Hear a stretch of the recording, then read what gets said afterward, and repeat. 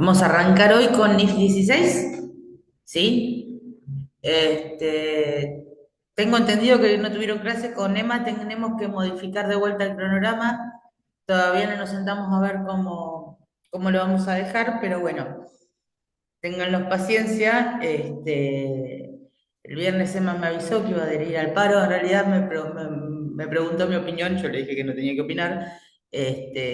Pero nada, como saben, la situación es bastante complicada y yo, si me hubiese tocado a mí, yo hubiese parado, así que este, entiendo la situación y vamos a ver cómo reemplazamos la clase o cómo la solucionamos.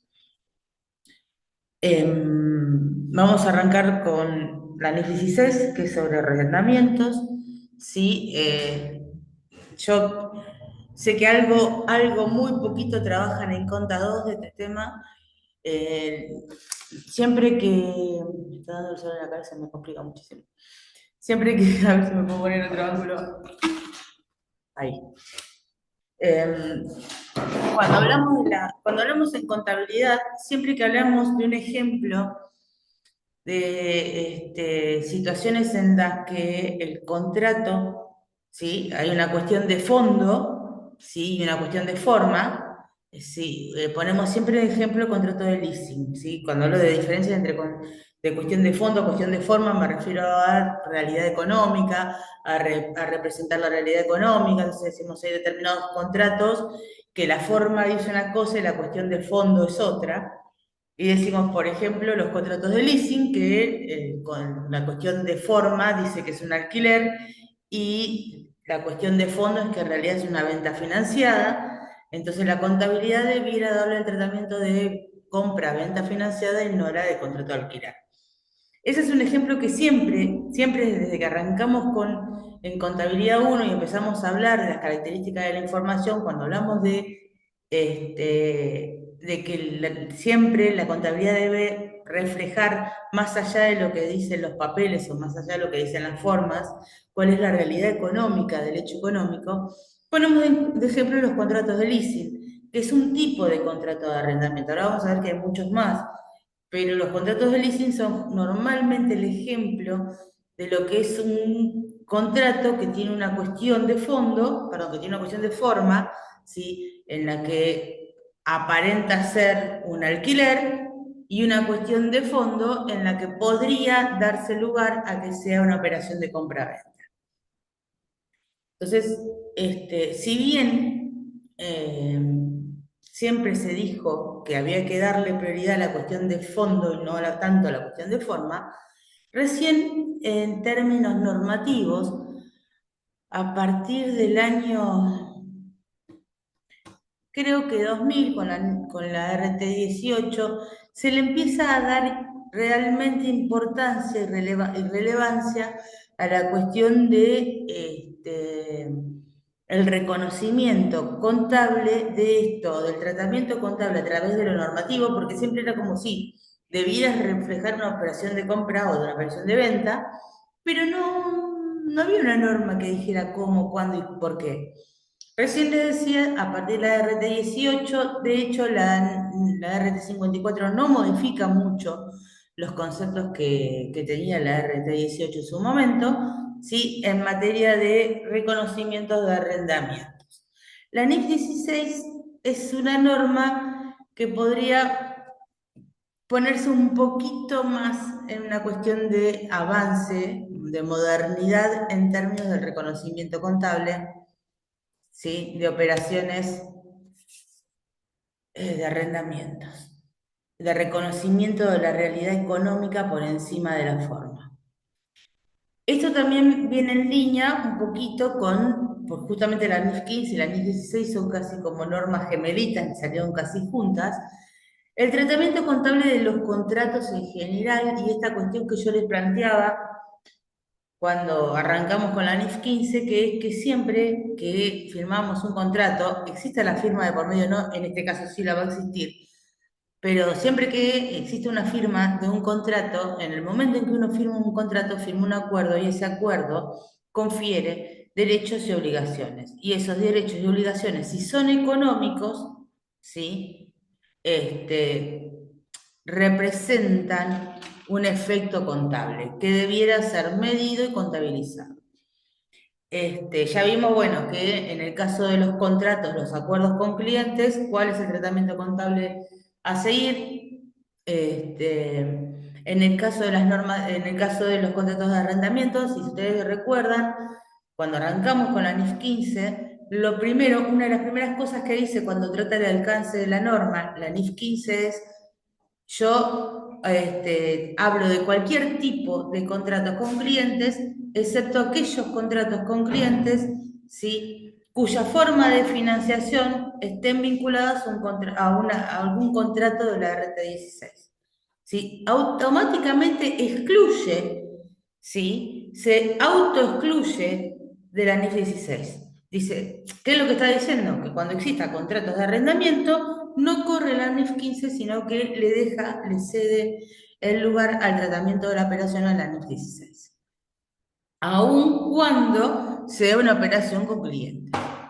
¿Sí? Con respecto a la NIF 16 tiene por particularidad entender que la mayor parte de los contratos de arrendamiento es una forma de financiación, ¿sí? Sobre todo cuando hablo de la mayor parte de los contratos de arrendamiento, pero me estoy refiriendo principalmente a los contratos de leasing.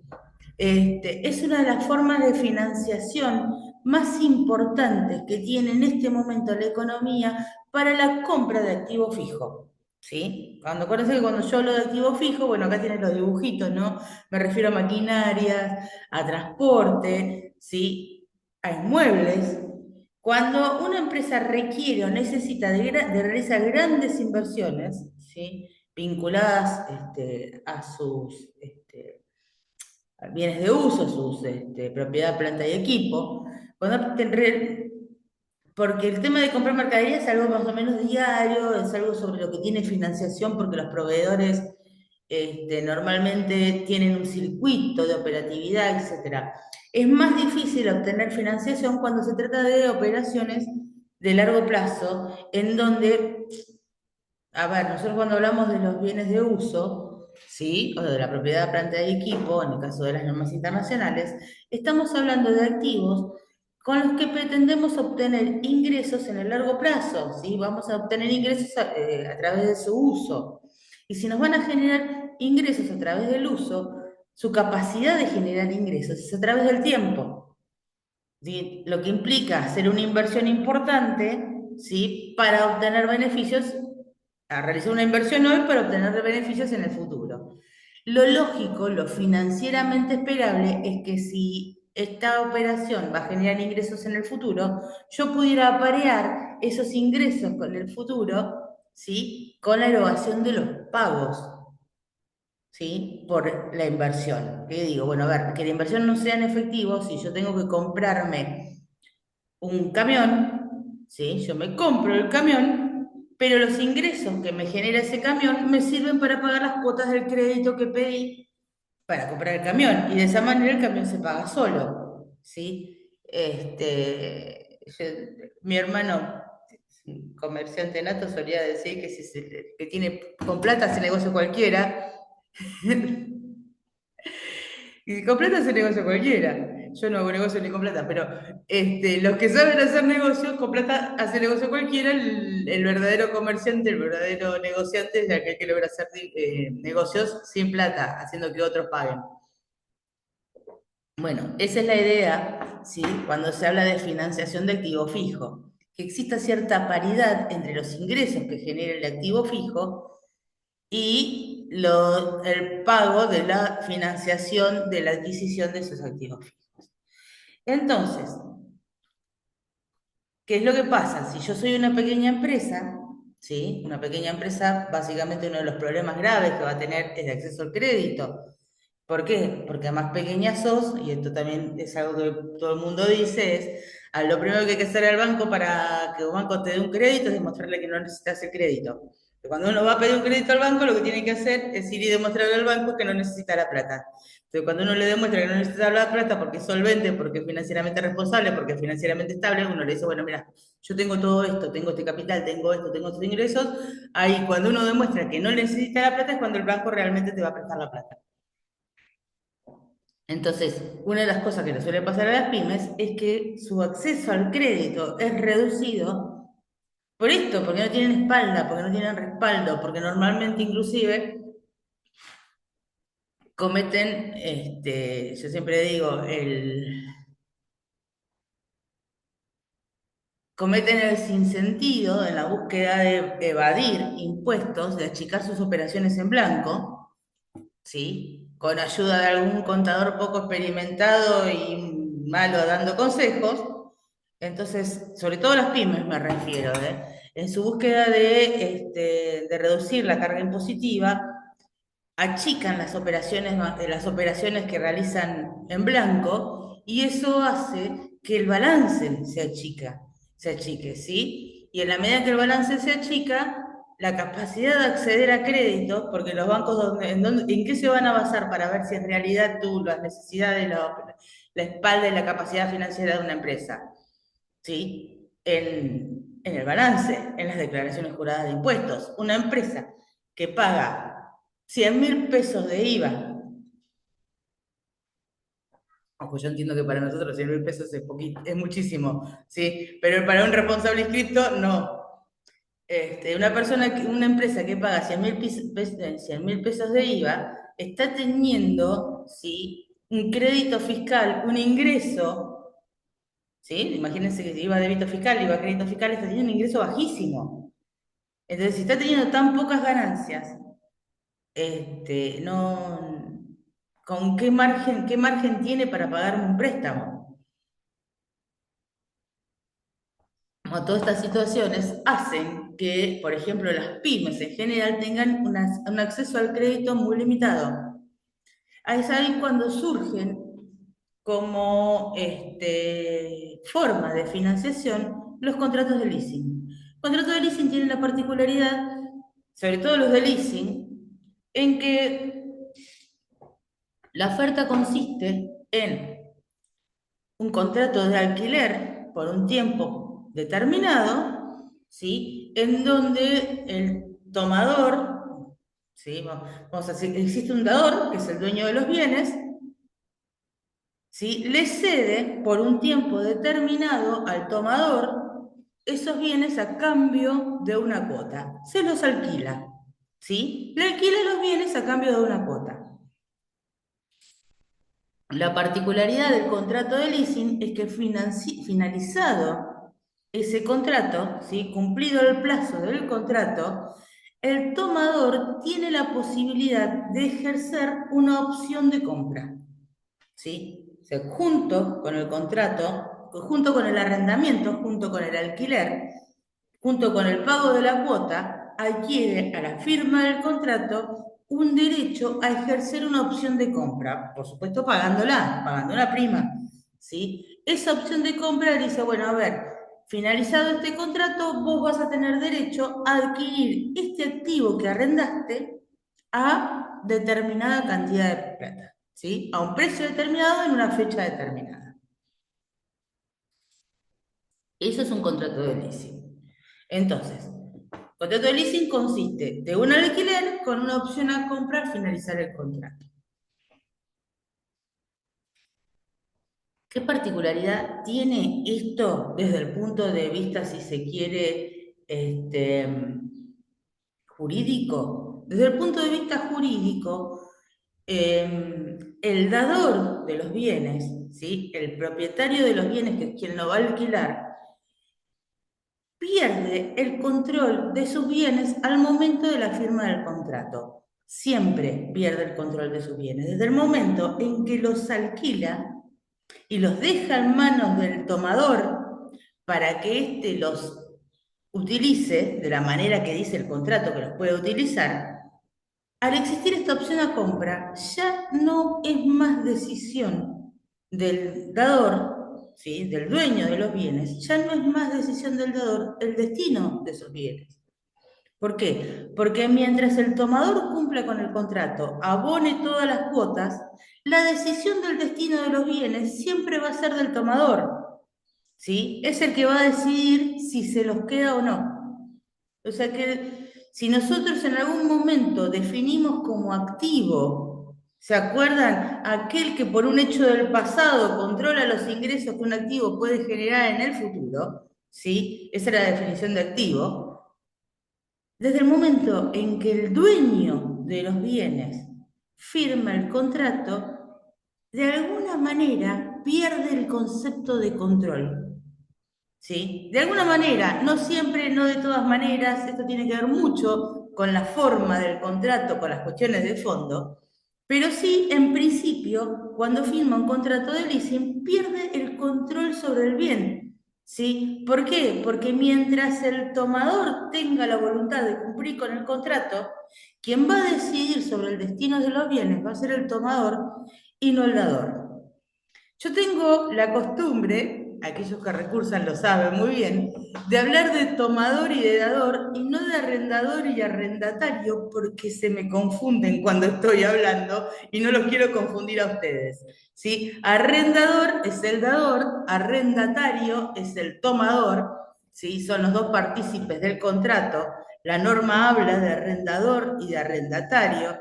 Yo como me lo suelo confundir porque mi cabeza se me cruza los cables y hago lío, para no confundirlos a ustedes hablo de dador y tomador, ¿sí? Pero tengan presente que en la medida que avancemos con la norma, vamos a tener que ir hablando de todo, de arrendador y arrendatario. Si en algún momento ustedes entienden que yo estoy hablando al revés, avísenme porque es probable, ¿sí? Porque se me suele confundir los términos. Bien, les decía, estos contratos tienen la particularidad de ser muy cómodos para financiar activos con bajo respaldo. ¿Por qué? Porque quien posee la titularidad de dominio de los activos, ¿sí? Es el dador. Entonces, ¿qué es lo que pasa? Yo soy la dueña, si bien yo te cedo el activo y ya perdí el control del activo, como si te lo hubiese vendido, en los papeles soy la dueña y permanezco siendo la dueña hasta que finalice el contrato. ¿Sí? Eso hace que cualquier incumplimiento sea de ejecución más rápida. ¿Sí? Es muy distinto, por ejemplo, si yo pido un crédito prendario. Si una persona pide un crédito prendario, me dan un tractor, ¿sí? Pido un crédito, me dan la plata para que yo me compre el tractor y prendo el crédito. Acuérdense siempre que tenemos los créditos prendarios, los créditos hipotecarios. Crédito prendario es cuando el respaldo es una cosa mueble, ¿sí? Crédito hipotecario es cuando el respaldo es un inmueble, ¿sí? Entonces, cuando uno pide un crédito y lo incumple, ¿sí? Si el crédito era prendario, el incumplimiento del crédito corresponde al embargo de una cosa mueble, ¿sí? Si uno pide un crédito hipotecario y lo incumple, el embargo le corresponde sobre un inmueble, ¿sí? Acuérdense siempre que las películas hablan de las hipotecas, ¿sí? Que se pide una hipoteca sobre la casa, si uno no paga le saca la casa, ¿sí? Hipoteca entonces son aquellos créditos cuyo respaldo es un bien inmueble. Créditos prendarios, se me tocó la bandilla, son aquellas, ¿sí? Cuyo respaldo son un bien mueble. Entonces, los contratos de leasing son muy parecidos, ya les voy a explicar cómo y por qué, pero los contratos de leasing suelen ser muy parecidos a un crédito prendario. A ver, ¿qué es lo que pasa?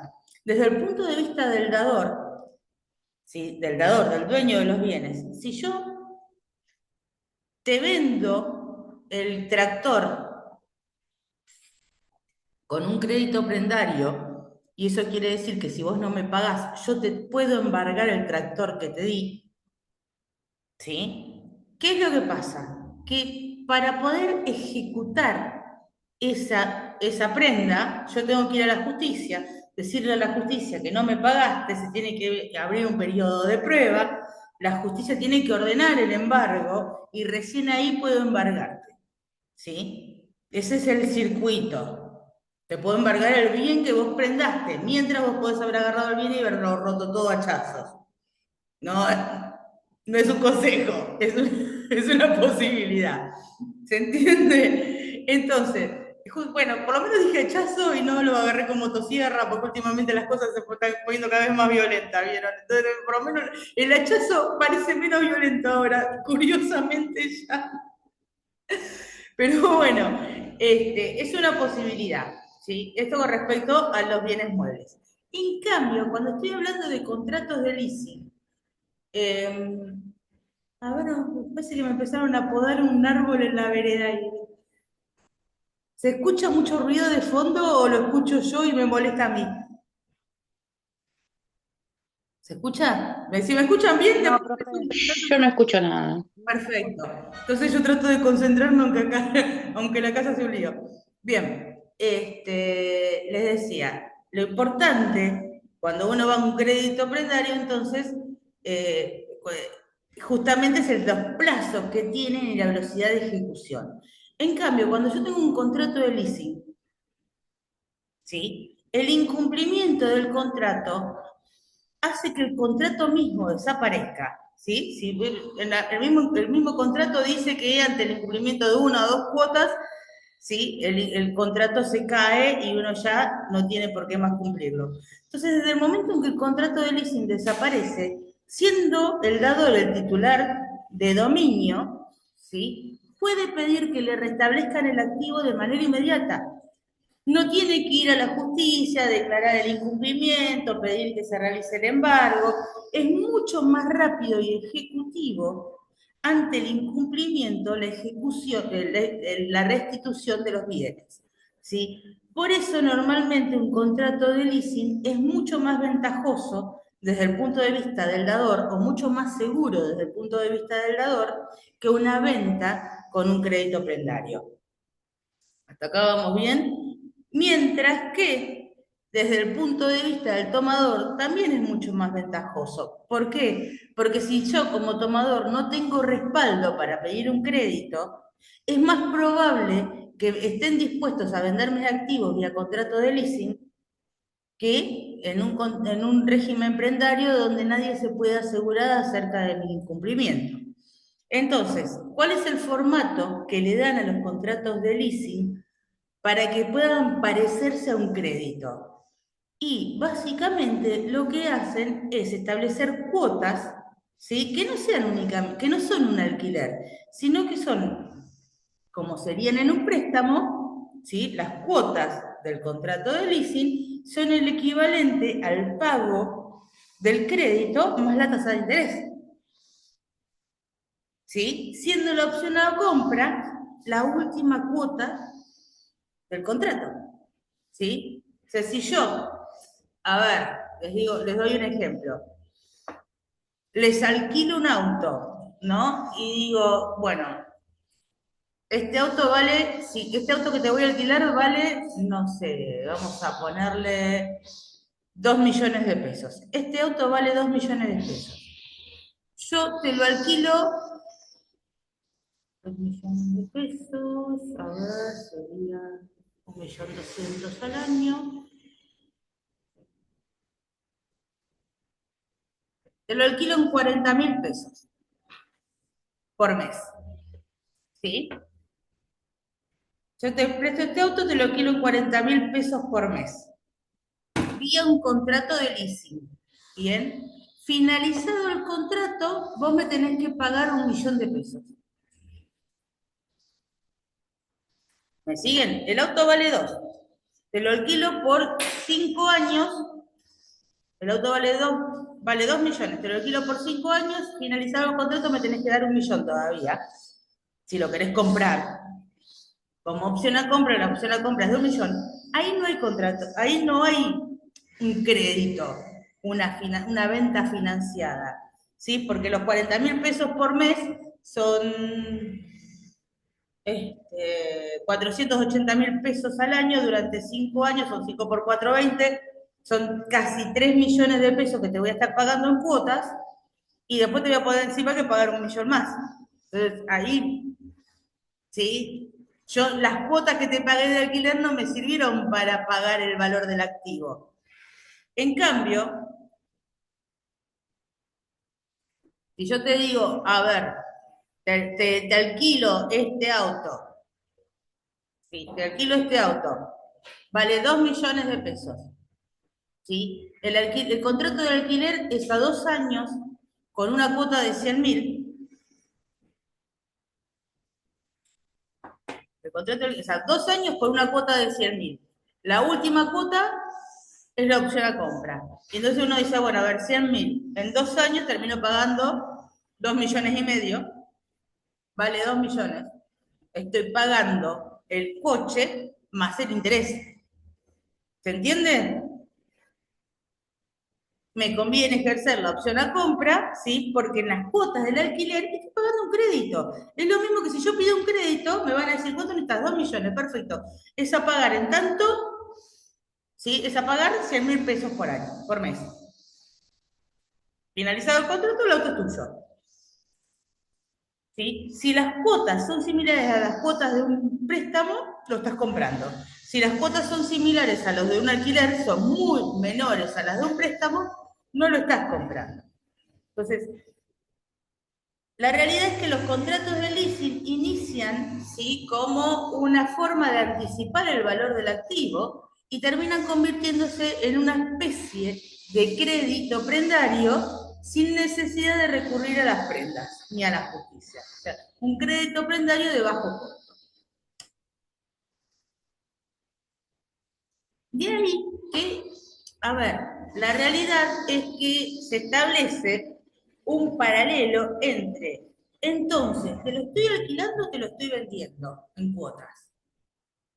¿Cuál es la realidad económica de fondo? Porque el tratamiento contable va a ser muy distinto si yo te lo estoy vendiendo en cuotas o si te lo estoy alquilando.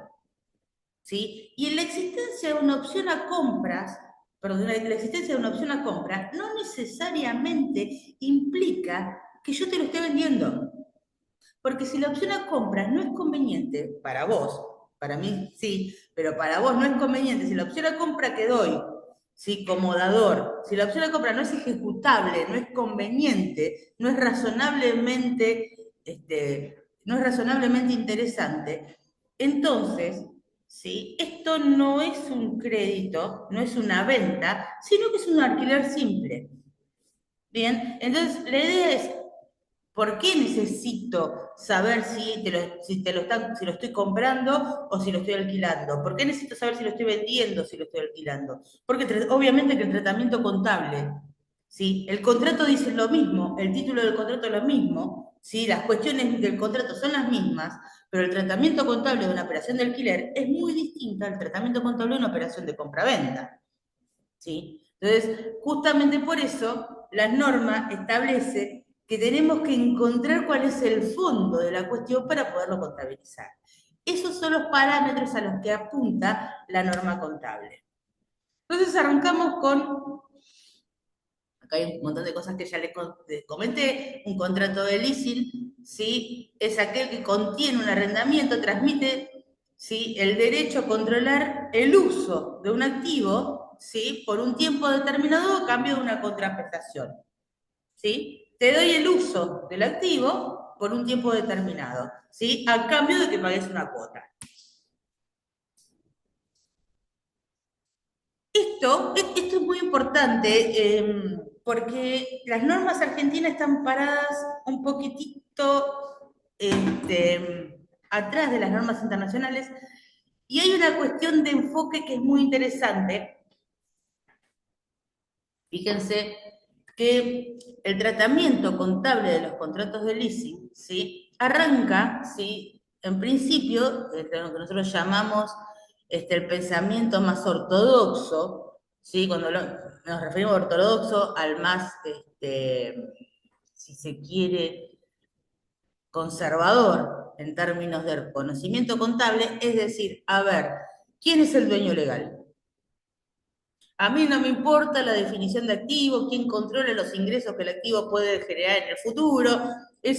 ¿Quién es el dueño legal? El dueño legal es ¿sí? Por eso es el enfoque de la propiedad legal. El dueño legal es el que tiene el activo. Si tenés el activo, sos el que lo amortiza. ¿Sí? Sos el dueño del activo y sos el que lo amortiza. ¿Bien? Y si se lo dio a alguien y le cobra esa cobranza, ¿sí?, es una ganancia por el alquiler. Listo. No me importa el fondo, la forma, nada. ¿Sí? En esos términos, dueño es el que tiene el papel con el título. Si finalizado el contrato establecía la transferencia del activo a otra persona, bueno, cuando finalice el contrato y transfieren el activo, ahí la otra persona es la dueña. Listo. ¿Sí? Es el enfoque más conservador, es el enfoque más ortodoxo, es el enfoque también que requiere, que contiene mayor grado de certidumbre. ¿Sí? No hay ninguna cuestión de estimación, no hay ninguna cuestión de elaboración o de evaluación de riesgos ni nada. ¿Sí? Acá, el que tiene el papel es el dueño. ¿Sí? Después, ¿qué es lo que pasa con este enfoque? ¿Es el más seguro? Sí. ¿Es el que representa mejor la realidad económica de las empresas, la verdadera riqueza de las empresas? No. Todo lo contrario. Si yo compré en cuotas, ¿sí? Ya lo termino de pagar, me quedan 3 cuotas, cierro el ejercicio, me quedan 3 cuotas porque compré en cuotas la maquinaria de mi negocio, ¿sí? En mi balance va a aparecer que soy dueño de nada. En mi balance va a aparecer que todo lo que yo pagué es pérdida de los últimos años. ¿Sí? Va a final, yo compré un montón de maquinarias y resulta que al balance fueron como pérdidas por alquileres. ¿Sí? Y resulta que en mi riqueza, en mi activo, ¿sí? No hay ningún bien de uso. Y de golpe, ¿qué va a pasar?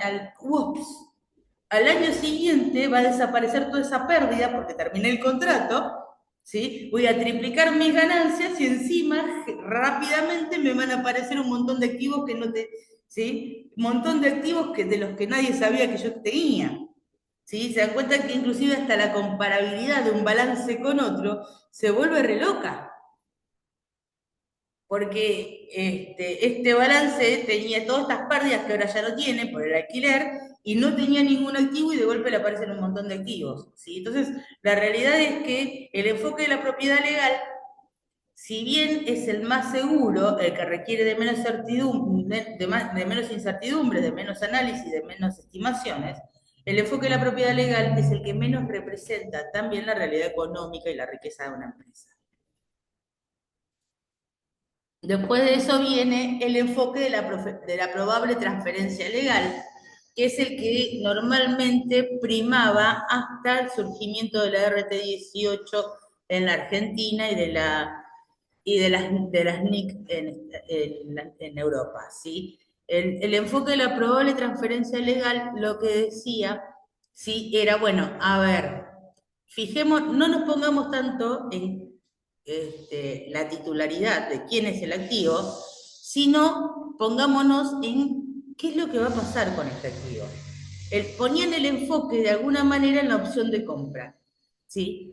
Entonces lo que decían era, bueno, si hay opción, si esto es un contrato de leasing, si el arrendamiento es un contrato de leasing y no otro tipo de arrendamiento, ¿qué implica un contrato de leasing? Que finalizado el contrato existe la posibilidad de que el tomador opte por quedarse con el activo. ¿Sí? Entonces, si existe la posibilidad de que el tomador opte por quedarse con el activo, lo que podemos hacer es decir, bueno, a ver, ¿qué probabilidades hay de que este tomador se quede con el activo? El tema de probabilidades, sí, acuérdense, altamente probable, probable, improbable, ¿sí? En la medida que sea altamente probable que el tomador se quede con el activo, ahí le vamos a dar el tratamiento de una compra financiada y si no existen probabilidades de que el tomador se quede con el activo, entonces le vamos a dar el tratamiento del alquiler. ¿Sí? Y estas probabilidades, ¿qué se daban? Y normalmente la probabilidad se basaba en lo razonable de ejecución de la opción de compra. Decían, bueno, si es razonablemente posible que el tomador ejerza la opción a compra, entonces le vamos a dar el tratamiento de una compra financiada. Ahora, si la opción a compra no es seductora, la opción a compra no es interesante, entonces no le vamos a dar el tratamiento de una opción a compra financiada, sino de un alquiler simple. Esto se acercaba muchísimo más a la realidad económica de los entes, porque justamente si la empresa que tenía la intención y la capacidad financiera de ejercer las opciones a compra, ¿sí? Podía, desde el momento en que firmaba el contrato, contabilizar esos activos como propios, ¿sí? A ver, y volvemos a lo mismo, ¿se acuerdan que yo les decía? Este tipo de contratos lo que hacen es, uno reconoce un derecho y una obligación. Cuando uno no contabilizaba la compra del activo, ¿sí? Tampoco contabilizaba el pasivo. O sea, si yo no contabilizo la adquisición del bien, tampoco estoy contabilizando la deuda que quiero con el bien. No contabilizar, ¿sí? Los contratos de arrendamiento implicaba no reconocer un pasivo de largo plazo y un pasivo alto de largo plazo. Entonces, el enfoque de la probable transferencia legal, ¿sí? Ya lograba esto, que en los casos en que fuera altamente probable que la transferencia del activo sucediera, tanto el tomador como el dador pudieran tratar esta operación como una operación de compra y venta y no como una operación de alquiler. Y esto, ¿sí? Representaba mucho más claramente la realidad económica y la verdadera riqueza del ente. Pero este enfoque dejaba fuera un montón de contratos de arrendamiento que también de alguna forma vendían este activo, ¿sí? Pero en los cuales a lo mejor no se perfeccionaba la transferencia legal de los activos, ¿sí? ¿Por qué? Porque, por ejemplo, había contratos de comodato, había contratos de alquiler, ¿sí? Yo el ejemplo más claro que veo de esto, hay varios, ¿no? Pero si yo te alquilo una computadora, o les voy a hacer uno que a ustedes les va a resultar más visible. Yo te alquilo un celular a 2 años, ¿sí? Te alquilo un contrato de alquiler, un contrato de comodato, por ejemplo, de un celular a 2 años. Finalizado el contrato, me lo tenés que devolver. Ustedes saben, yo el mío no es mi caso, ¿no? Pero en general la vida económica, y ya vamos a charlar sobre el concepto de vida económica contra el concepto de vida útil, la vida económica de un celular es de aproximadamente 2 años, ¿sí? Sobre todo si es para uso comercial, para el uso de negocios y no para el uso privado, ¿sí? La vida económica de un celular, el ciclo de vida de un celular o el ciclo de vida esperado por los comerciantes de un celular es que te duren 2 años, ¿sí? Si a vos te duró más de 2 años el celular, yo que soy pobre, creo que hace como 4 que lo tengo, soy pobre y vieja, entonces no necesito mucha tecnología. Pero bueno, yo reconozco que salen celulares nuevos, con nuevas capacidades, con nuevas utilidades, y que normalmente esa evolución tecnológica que tienen los celulares hace que rápidamente se vuelvan obsoletos muy buenos equipos, con lo cual suelen tener una vida económica de aproximadamente 2 años, ¿sí? O menos inclusive. Si yo te alquilo un celular por 2 años, cuando finalice el contrato, ese celular prácticamente no vale nada. Agoté la vida económica de ese celular. Por más que siga funcionando, ¿sí? Si yo lo fuera a vender, un celular que dale, no sé, 500.000 pesos, lo compro hoy a 500.000 pesos, en 2 años lo tengo que vender a 100. ¿Sí? Lo tengo que vender a un valor que prácticamente es un valor residual. Si es que le encuentro un mercado a un celular usado, ¿sí? Durante 2 años y usado durante 2 años por alguien que no es el dueño. Sí, que es como los autos, no es lo mismo que lo use el dueño que lo use alguien que no es el dueño. ¿Sí? El nivel de desgaste que puede tener un equipo que no es cuidado, porque no es de uno puede cuidar más o menos cualquier cosa, ¿no? Pero es distinto el desgaste que tiene si uno le está cediendo a un tercero, un activo. Es muy probable que el ciclo de vida de ese activo ya esté totalmente agotado, ¿sí? Es muy probable que ni siquiera viva 2 años, ¿sí? Que dure 2 años como bien. Entonces decir, bueno, a ver, si el contrato es por 2 años, el contrato de alquiler es por 2 años, la realidad es que ese activo no va a durar 2 años, o va a durar 2 años y me van a devolver una chatarra. Entonces, cuando yo te cedo este activo, ¿sí? A 2 años, yo estoy siendo consciente de que cuando me lo devuelva ya no sirve para nada. Por lo tanto, en la cuota del alquiler me voy a asegurar cobrarte todo lo que vale el activo. Y vos vas a evaluar, por ejemplo, la posibilidad de ¿cuánto tiempo uso yo un celular? Yo como tomador, ¿sí? Del contrato, como quien recibe el bien. Digo, ¿cuánto tiempo lo voy a usar? 2 años, porque después voy a buscar uno mejor, uno más nuevo, uno más rápido, uno que sirva más. Si lo voy a usar por 2 años, prefiero no comprarlo, no tener que poner toda la plata ahora, pagarlo, ¿sí? En cuotas, en 2 años, y después finalizado el contrato, firmo un contrato nuevo. ¿Qué me importa que cubra el valor del activo? Si lo estoy pagando en cuotas, si igual dentro de 2 años no lo voy a usar más, si es poco probable que me dure más de 2 años. ¿Sí? Entonces empezamos a ver esto, que había determinados contratos que si bien no transferían la propiedad legal del activo, o se pagaban entero las cuotas, ¿sí? La cuota del alquiler terminaba pagando la totalidad del valor del activo, o cubrían la vida económica completa del activo y el activo ya no servía para nada cuando terminábamos de utilizarlo. Entonces decíamos, a ver, si el activo dura 2 años, la vida económica del activo es de 2 años, y yo te lo alquilo por 2 años, te lo estoy alquilando todo el tiempo que el activo sirve, vos me estás devolviendo chatarra. Eso es lo mismo que te lo hubiese vendido y después comprado el rezago del activo. ¿Sí? Esto, a ver, si yo te lo entregué nuevo y vos me devolvés chatarra, te vendí un activo y vos me diste tu rezago. ¿Sí? Entonces quiere decir que la transferencia de la propiedad legal no necesariamente implica, ¿sí? Que no haya existido la venta.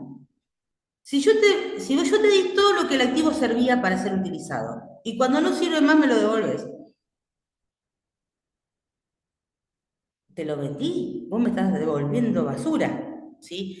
Esto es el enfoque que encaran las normas argentinas, el enfoque de los riesgos y beneficios, ¿sí? Lo que dice es que cuando en el contrato de arrendamiento, junto con el activo, ¿sí? Junto con el derecho de uso del activo, se ceden también los riesgos y beneficios de ser propietario, ¿sí? Cuando el contrato de arrendamiento cede junto con el derecho de uso los riesgos y beneficios de ser propietario, ¿sí? Entonces ahí existe una operación de venta, independientemente de la transferencia legal del activo. Exista o no exista una transferencia legal del activo, ¿sí?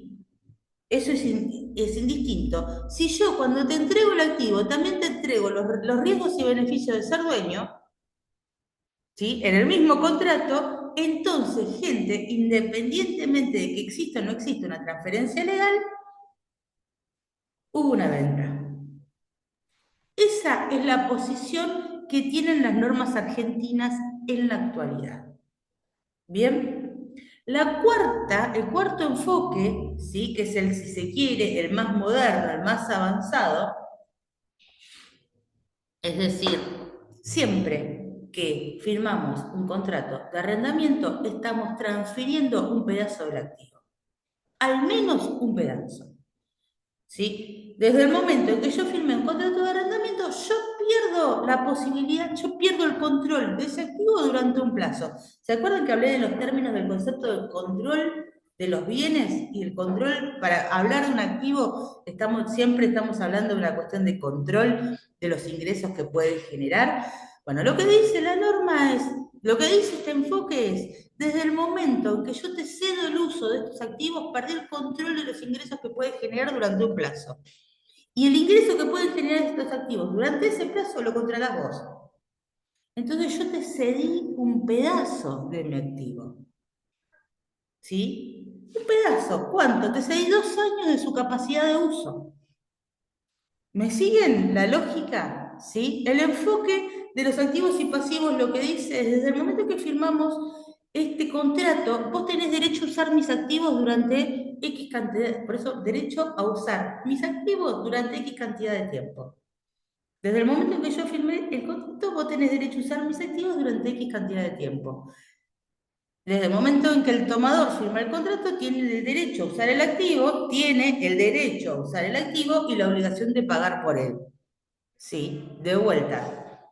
No es dueño del activo. Y ahí volvemos. No va a ser el dueño del activo porque no se lo está comprando entero. Se está comprando un pedazo. Un pedazo de tiempo de derecho de uso. El comprarse ese pedazo quiere decir que mientras yo lo use lo voy a gastar. Ese desgaste, que sería la depreciación del activo, ¿sí? Yo voy a devolver un activo con menos capacidad de uso, un activo usado, ¿sí? Un activo gastado. Entonces, yo me estoy comiendo, me estoy consumiendo la capacidad de uso de ese activo. Cuando me lo ceden, yo adquiero un pedazo de ese activo y me obligo a pagarlo en cuotas. El dador entrega un pedazo de ese activo a cambio de la cobranza de una cuota. Ese es el enfoque de los activos y pasivos. La NIF 16 está parada acá en el medio, ¿sí? Establece un enfoque de activos y pasivos para el tomador y un enfoque de riesgos y beneficios para el dador. Se para en el medio. La NUA está parada en un enfoque de riesgos y beneficios. Las normas argentinas, ¿sí? Se quedaron estáticas en el enfoque de riesgos y beneficios, ¿sí? Que si se quiere es, a ver, cuando salió el RT 18 era lo mejor que podía haber, ¿eh? Contra un enfoque de activos y pasivos, ahora nos replanteamos si que parece ahora hasta una norma ortodoxa. El enfoque de activos y pasivos, la NIS 16 lo toma únicamente para el tomador. ¿Qué quiere decir? El tomador puede contabilizar que compró un pedazo de activo, pero el dador no puede contabilizar que lo vendió. De esa manera no reconoce un resultado por la venta al momento de darlo, ¿sí? La promesa es encontrar la forma del reconocimiento de esto que sea lo más prudente posible, pero por el momento la situación está ahí. En si se quiere, yo iba a decir un engendro, no le vamos a decir un engendro, pero sí en un mix, una mezcla entre el enfoque de riesgos y beneficios y el enfoque de activos y pasivos. Bien, la NIF 16 es una de las normas más nuevas, entra en vigencia el 1 de enero del 2019, ¿sí? Es una norma muy nueva, bueno, esto de que es moderna, de que es novedosa, de que es disruptiva, ¿sí? Es algo que veníamos los contadores, por lo menos los que somos académicos, los que somos del estudio de la contabilidad, veníamos pidiendo hace rato, que era el tema del reconocimiento de los derechos de uso, ¿sí? Adopta parcialmente, esto que yo les decía, el enfoque de activos y pasivos, ¿sí? Queda como medio a mitad de camino. Es una norma que se vincula mucho con la NIF 15, con la NIF 9, es como que es un conjunto de normas que salieron todas juntas y que tienen mucho esto del reconocimiento de firmas de contratos y del reconocimiento de la existencia de obligaciones al momento de la firma de contratos. Bien. La norma, la NIF 16, tiene por objetivo, ¿sí? Básicamente, darle un tratamiento contable que represente la realidad económica de las transacciones con activos y pasivos, ¿sí? Adquiridos vía contrato de leasing, ¿sí? O sea, tiene que ver con esto de la correcta medición del activo, la correcta medición del pasivo y la correcta medición de los resultados. Aunque en realidad, y por esto no suele ser un problema, el tema del reconocimiento de arrendamientos no suele ser un problema de resultado. ¿Por qué? Les pido por favor que traten de visualizar la contabilidad, pero si yo Yo adquiero un activo vía contrato de leasing. La realidad es esta, adquiero un activo vía contrato de leasing. Si mi tratamiento contable es el de un alquiler, ¿sí? ¿Yo qué voy a hacer? Las cuotas del alquiler mandarlas a pérdida. Bien, a lo largo del contrato de alquiler yo voy a mandar las cuotas del alquiler a pérdida. ¿Se acuerdan que les dije?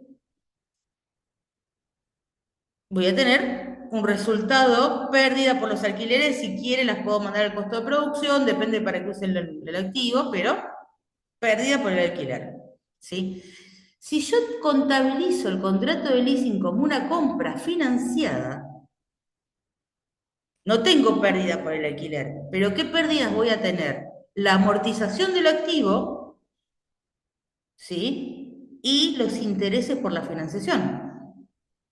Si yo les doy el tratamiento de compra financiada, en mi balance yo voy a haber comprado un activo y si lo compro lo voy a depreciar. La depreciación del activo más los intereses termina siendo muy parecida, no igual, pero muy parecida a la pérdida por el alquiler. ¿Sí? Con lo cual, en términos de resultados, no es tan significativo, en términos de resultados, no es tan impactante, ¿sí? El reconocimiento contable de los contratos de leasing o el tratamiento contable de los resultados. Lo trates como lo trates, al resultado final del ejercicio no lo afecta. Es más una cuestión, si se quiere, en resultados de exposición. ¿Sí? Mientras, por ejemplo, si se trata del alquiler de maquinarias, en el caso de que yo alquile maquinarias que están destinadas a la producción, el alquiler de las maquinarias va a ir entero al costo de producción, mientras que si yo contabilizo esas maquinarias como una compra financiera, la depreciación va a ir al costo, sí, pero la financiación va a ir a los resultados financieros. Entonces, el mismo resultado va a quedar repartido en el estado de resultados. Bien, eso en el caso, pero el resultado final no se va a ver afectado. Ahora, ¿dónde está el verdadero impacto del reconocimiento contable en el activo y en el pasivo? Ahí es donde yo estoy mintiendo, sí, mintiendo, ahí es donde no estoy representando la realidad si yo no contabilizo el activo como una compra. ¿Por qué? Porque yo firmé un contrato que a mí me obliga a pagar una X cantidad de tiempo, ¿sí? Por un activo que adquirí. Si yo no contabilizo ese activo, ¿sí? Acuérdense que si yo contabilizo ese activo, ese es un activo no corriente, va al final del estado de situación patrimonial, ¿sí? Y las obligaciones que me genera ese activo forman parte del pasivo corriente y del pasivo no corriente, pero forma parte del pasivo corriente. ¿Y eso qué implica? Implica que cuando yo tengo que hacer un análisis financiero, si yo no contabilicé la compra de este activo, yo no contabilicé un pasivo corriente. Entonces estoy diciendo que esta empresa tiene una capacidad financiera que en realidad no tiene, porque tiene la obligación de pagar por estos activos que si no los paga se los sacan. Entonces hay un pasivo oculto y eso es lo grave. Hay un pasivo inmediato, el mes que viene tengo que pagar la cuota. Hay un pasivo oculto, ¿sí? Si no contabilizo los contratos de arrendamiento como lo que son una compra financiada. Bien, entonces, justamente cuando hablamos de representar fielmente las transacciones, la realidad económica del ente, ¿sí? No tiene tanto que ver con los niveles de riqueza como el nivel de solvencia, ¿sí? Alcance, ¿sí? ¿Hasta dónde llega esta norma? Básicamente, cada vez que haya un contrato de arrendamiento que ceda el derecho de uso de un activo, entra a jugar la 16, excepto cuando corresponde a la aplicación, dice NIF 9, 16, pero es NIF 17, que tiene que ver con la exploración y uso de minerales, petróleo y recursos no renovables. ¿Sí? Cuando estamos hablando básicamente de concesiones de minas, ¿sí? Que normalmente son contratos de concesión de derechos de uso fiscales, ¿sí? Porque normalmente, a ver, todo lo que subyace en el suelo pertenece al fisco, el fisco es el que te da el derecho de explotación y ese derecho de explotación es por un recurso que es agotable. ¿sí? Cuando se trata de minerales, de minas y ese tipo de contratos donde a veces te ceden el derecho de explotación y es casi una lotería porque vos no se sabe cuánto. Es como yo te doy esta montañita, vos haces la pelota. Si encontrás algo, es tuyo, ¿sí? Si no lo encontrás, me pagás igual, ¿sí? Básicamente eso son, el tratamiento contable es distinto. Entonces lo que tiene que ver con, más allá de todas las cuestiones morales y éticas que tiene que ver con te doy una montañita, hace la torta. ¿Sí? Esa es otra cuestión, pero básicamente la explotación de recursos minerales, petróleo, etcétera, o te doy este fondo marino, hacelo ver,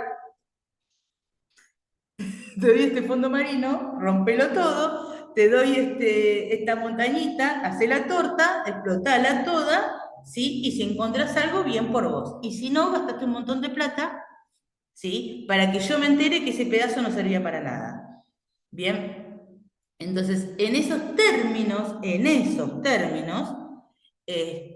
cuando se trata de explotación de usos minerales, no entra en juego la 16, sino su norma particular. ¿Sí? Lo mismo pasa con la NIC 41, cuando se trata de activos biológicos, no entra en juego, ¿sí? La NIC 16, vale la 41, normalmente lo que tiene que ver con contratos de arrendamiento de tierras, ¿sí? Todo lo que tiene que ver con concesiones de servicios, hay una norma, la CINIF es una interpretación, ¿sí? La interpretación número 12, que tiene que ver con el acuerdo de concesión de servicios. Todo lo que abarca la interpretación número 12 no entra dentro de la NIF 16, ¿sí? Lo que tiene que ver con licencia de propiedad intelectual, ¿sí? Que va a ser un ingreso por actividad ordinaria procedente de contrato con clientes, eso lo trata la NIF 15, no le corresponde a la NIF 16. Y por último, a ver que me lo tapa justo la pantalla, la aplicación de la NIC 38, que es de activos intangibles, ¿sí? En todo lo que tiene que ver con la concesión de películas, videos, videojuegos, manuscritos, patentes y derechos de autor. Bien, de eso se ocupa la NIF 38, entonces la NIF 16 no tiene participación. Hay dos excepciones a la aplicación de la NIF 16. La NIF 16 no se aplica solo en dos casos, o sea, existiendo contratos de arrendamientos, ¿sí? No abarcados por otras normas, que son las normas que ya les enumeré, ¿sí? Si es un contrato de arrendamiento que no está abarcado por esas normas, hay, digamos, dos limitantes que dice, bueno, en estos casos no te calentes en aplicar la 16 porque no es necesario, porque es hacer un esfuerzo al cohete.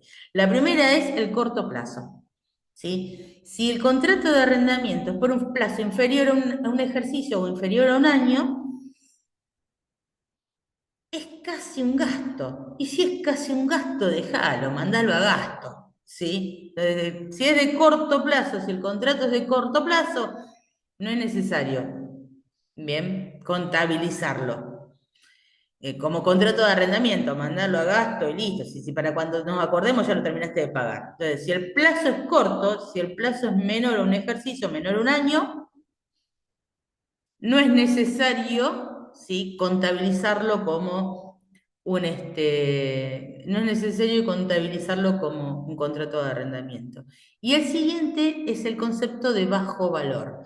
Lo que dice es, en el caso de que los activos nuevos, no en el estado en que se firma el contrato, si el activo nuevo vale menos de $5.000, no es necesario, ¿sí?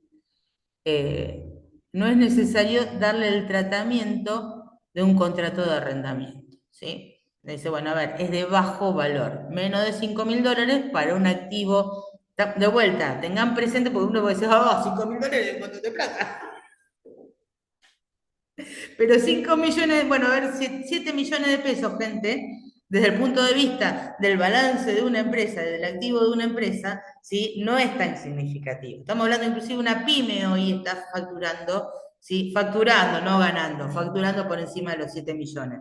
¿Sí? Un responsable inscripto más o menos anda en esos valores. No es un valor significativo, por lo menos para una empresa que lleve contabilidad. ¿sí? Estamos hablando del devengamiento, el reconocimiento, amortizaciones, evaluaciones, etcétera, para un activo que no es significativo. Entonces lo que dice la norma es, bueno, si vale menos de 7 palos en estos términos, mandar, hacer lo que quiera, mandarlo a gasto, ¿no? Por más que dure poco, dure mucho, no es significativo en términos de reconocimiento contable, ¿sí? No me hace la diferencia. Acuérdense que yo les dije esto en resultados no afecta al resultado final, a lo sumo, como mucho, afecta la capacidad financiera del ente, la parte de la solvencia. Imagínense que las cuotas corrientes de un arrendamiento por un activo que vale menos de 7 millones no afecta financieramente a ninguna empresa. Entonces lo que dice la norma es que si el valor de la unidad nuevo es menor a $5.000, perfecto, no te calentes por contabilizar. ¿Vamos bien hasta acá? Bien. Separación del contrato, dice, ¿sí? Esto tiene que ver si tengo que contabilizar, si tengo varios contratos, si tengo un solo contrato de arrendamiento, ¿sí? Si puedo separarlo y contabilizarlo en varios contratos, contabilizarlo cada activo por separado, o tengo que en el mismo contrato reconocerlo como un único activo. Dice, si un contrato es compuesto, es decir, incluye otros elementos además del arrendamiento, se contabilizará por separado. ¿Sí? Entonces dice, como solución práctica, depende, te admiten que no me segreguen los contratos, excepto si hay instrumentos derivados de ese contrato, ¿sí? Y que los contabilices todos como un arrendamiento. Pero si a vos te parece significativo, si ese contrato da obligaciones y derechos distintos al del arrendamiento, entonces te admite que los contabilices por separado. ¿Sí? Y desde el punto de vista del arrendador, lo que dice es que esta separación del contrato es siempre y cuando, ¿sí?, apliques la NIF 15 en términos de que vos entendés que esto es una operación de venta, ¿sí? Está vinculado con el cumplimiento de una obligación de desempeño. Pero que dentro de los términos, desde el punto de vista del arrendador, es más o menos lo mismo que la separación del contrato en el caso de una NIF 15.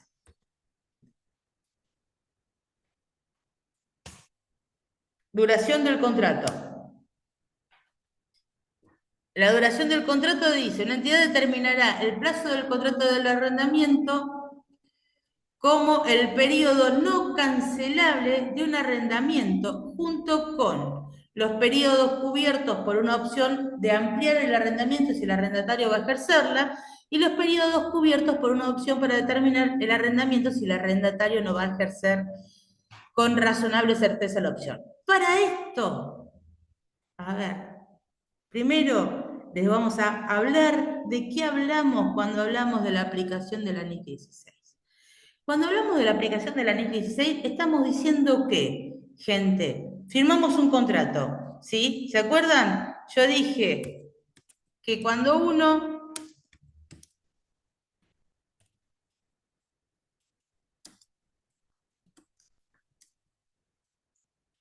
firma un contrato, siempre que uno firma un contrato, ¿se acuerdan de esto? ¿Sí? Siempre que uno firma un contrato está adquiriendo un derecho y está asumiendo una obligación. ¿Sí? Y les dije, si esa obligación ese derecho y esa obligación son económicas, ¿sí?, entonces debieran tener un reflejo contable. Bien, esto sigue siendo el fondo tanto de la NIF 15 como la de NIF 16. En la NIF 16, ¿qué es lo que estamos diciendo? Cuando yo firmo un contrato de arrendamiento, estoy adquiriendo un derecho de uso, ¿sí? Y el pasivo del contrato es el pago por ese derecho de uso, ¿sí? ¿Hasta acá vamos bien? Yo adquiero un activo. ¿Cuál? Un activo que es el derecho a utilizar un bien. ¿Sí? A eso se refiere la norma cuando habla de la duración del contrato. ¿Por qué? Porque estamos hablando de un contrato de alquiler. ¿sí? Con o sin opción a compra. Esto es cualquier tipo de contrato de alquiler, ¿sí? Cualquier tipo de contrato de alquiler, siempre y cuando el activo valga más de $5.000 y el contrato sea por más de un año, ¿sí? Si cumplimos con esas dos, el plazo del contrato y el valor del activo, cualquiera, Ojo, porque cualquier tipo de contrato, el alquiler de oficina, sí, el alquiler de un terreno, sí, el alquiler de un campo, también, ¿sí? Cualquier tipo de activo cuyo plazo sea superior a un año, corresponde, si estamos aplicando la NIF 16, reconocer que yo lo que adquirí fue un pedazo de ese activo, el derecho a utilizar ese activo, ¿sí? Con contrapartida en un pasivo. Entonces me van a decir, pero bueno, ahí está el problema. ¿Cuánto dura ese contrato? ¿Sí? Porque en realidad, como tomador, ¿sí? El dador pierde el control sobre el activo desde el momento que firma el contrato y hasta que finaliza el contrato. ¿Sí? Yo te lo alquilé, el momento en que yo alquilé un activo, y esto es algo que muchos dueños de propiedades no entienden cuando alquilan un activo, que es, no podés entrar, no podés revisar, a menos que el contrato lo admita, ¿sí? No podés entrar, no podés revisar, desde el momento en que vos firmaste el contrato, el que tiene derecho sobre el activo es el inquilino, punto. ¿Sí? Entonces, ¿quién controla el bien? Mientras dura el contrato, el tomador. Mientras dura el contrato, el que controla el bien es el tomador. Y el tomador decide hasta cuándo ejerce ese derecho. ¿Sí? Y el hasta cuándo ejerce ese derecho implica el reconocimiento de cuánto es el pasivo. ¿Por qué? Porque si yo me obligo, yo firmo un contrato que es a 3 años, ¿sí? ¿Cuándo puedo darlo de baja? ¿Puedo devolverlo en cualquier momento? Si yo firmo un contrato que es a 3 años, voy a decir, bueno, a ver, el pasivo del contrato es a 3 años. No, no necesariamente. El pasivo del contrato es por la duración obligatoria del contrato. ¿Sí? Y en esto, por ejemplo, si uno se va a los contratos de alquiler, sabe que, por ejemplo, los contratos de alquiler tienen una obligatoriedad de 6 meses. ¿Sí? Siempre y cuando ambas partes hayan cumplido con el contenido del contrato, un contrato de alquiler no se puede dar de baja en los primeros 6 meses. Esa es la duración obligatoria para las partes. Ninguno de los dos pueden rescindir el contrato antes de los 6 meses. A partir del sexto mes, ¿sí? El arrendatario, el tomador, puede rescindir el contrato con una penalidad, ¿sí? O sin penalidad alguna. Entonces, me siguen cuando hablamos de duración del contrato, porque es importante establecer la duración del contrato, porque para establecer la duración del contrato estamos diciendo cuánto va a durar el derecho de uso y cuánto vale el pasivo del contrato. ¿Sí? Bien, volvamos entonces a la presentación. Bien, entonces, ¿cuánto dura el contrato? ¿Sí? Ahora que nos pusimos en qué es lo que de qué estamos hablando cuando hablamos de la duración del contrato, dice, una entidad determinará el plazo del arrendamiento como el periodo no cancelable de un arrendamiento, lo que yo les hablaba, el tiempo en el cual, el periodo durante el cual yo estoy obligada a seguir con el contrato. ¿Sí? Ese es el periodo no cancelable. Yo no puedo rescindir el contrato antes de X cantidad de tiempo. Esa es la duración del contrato.